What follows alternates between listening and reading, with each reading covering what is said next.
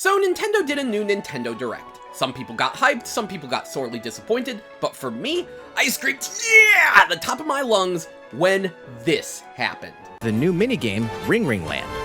Yes, for me, Ring Ring Land was the hypest thing in the Direct.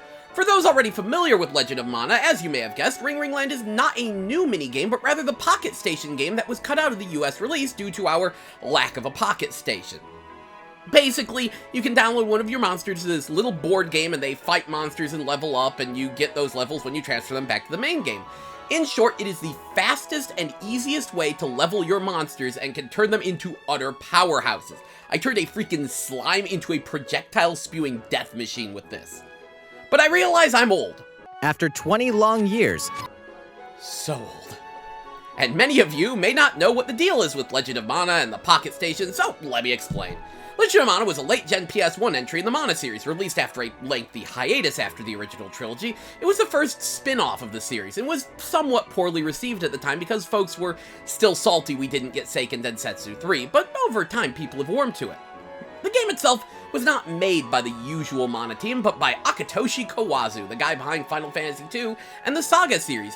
He's a unique individual who designs video games as though they were tabletop board games and frequently jam-packs them with incredibly complex subsystems and surprising freedoms. This results in games that are either utterly amazing gems or hot trash with very little middle ground, or consensus for that matter. Legend of Mana is probably one of his more well-received games. The idea here is that the world has fallen apart. Every single town and dungeon has become a magical artifact scattered around the world, and you play as a nameless protagonist, either male or female, your choice, who sets out to collect the artifacts and rebuild the world, and how you build the world affects how things play out. The stories is more a series of vignettes rather than a grand overarching narrative. It has multiple endings and even multiple end bosses depending on how you play. It's actually quite freeform.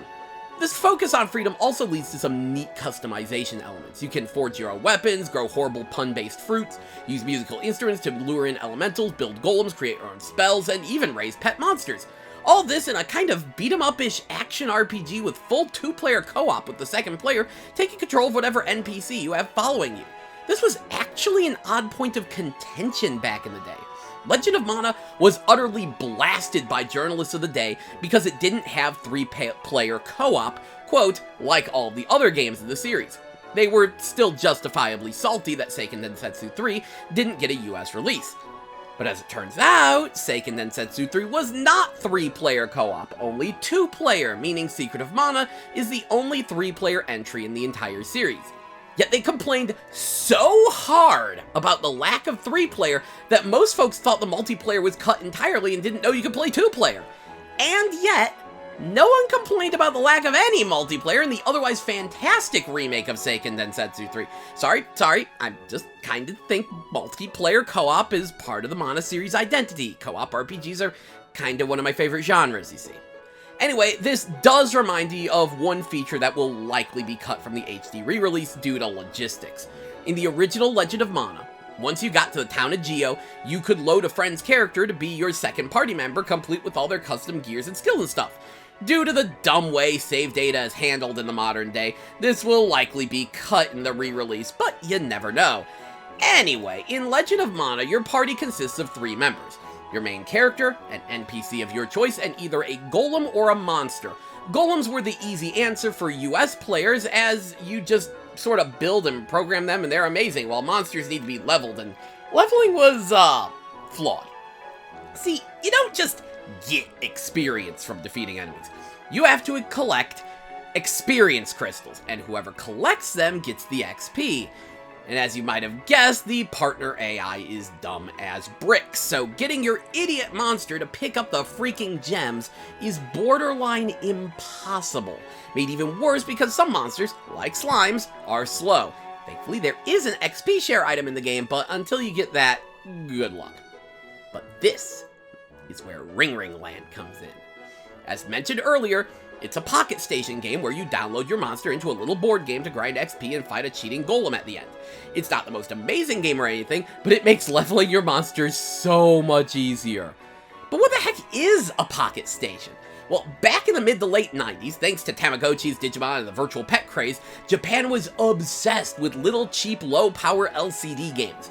So Sony made the PocketStation, a PS1 memory card with a screen and buttons on it that you could download little mini-games onto. Yes, this is just like Sega's visual memory units for the Dreamcast, aka the VMU.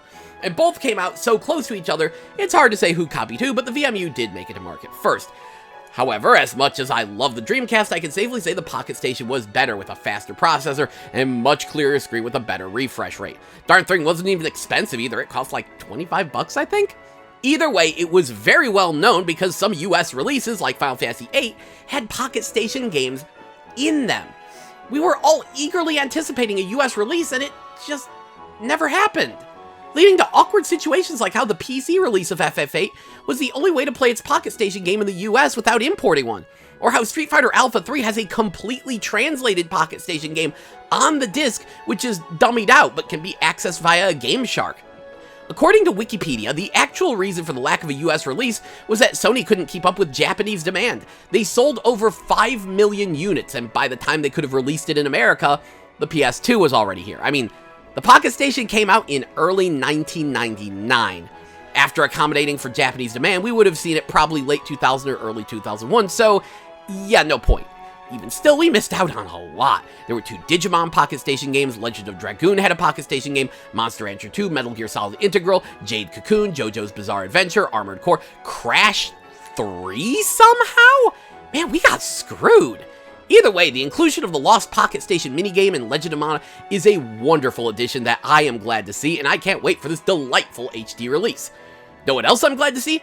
Remember how I said Kawazu's games are either classics or crap? Well, Saga Frontier is also getting an amazing HD version, and, well, okay, so Final Fantasy Legend 2, aka Saga 2, is my favorite RPG of all time. Romancing Saga 2 is incredible and easily in my top 10, if not top 5, but I can't stand Saga Frontier. I know it has its fans, and I am not one of them, but I gotta say, I'm happy for them, because this re-release looks amazing. The graphical enhancement is incredible, and they're adding content and an entire new character, which is kinda huge considering each character has their own campaign. That's a whole new campaign. This looks so good, I'm gonna give Saga Frontier a 5th chance. Hey, maybe the re-release will clean up the game a little and make it more fun. We'll see. Oh, and all these re-releases are coming to PS4 and Steam as well, so don't worry about that. Really, though, Square Enix's re-releases are at least mildly disconcerting. It's a huge sign of how desperate they are to release games because most of their projects are massive 5+ year over-budget monstrosities. And cripes, what did they even do in the 7th generation? Yeah, yet no Switch or PS4 release of FF Tactics? Oh, Triangle Tactics looks cool. Anyway, I'm hyped for the return of Legend of Mana and some sweet Ring Land action.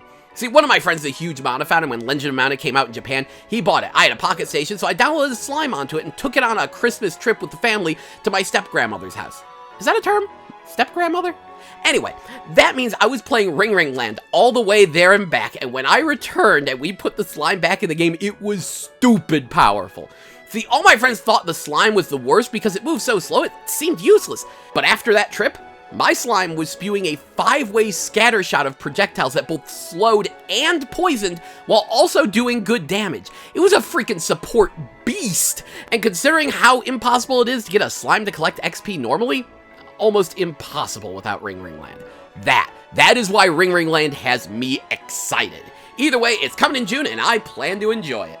See ya!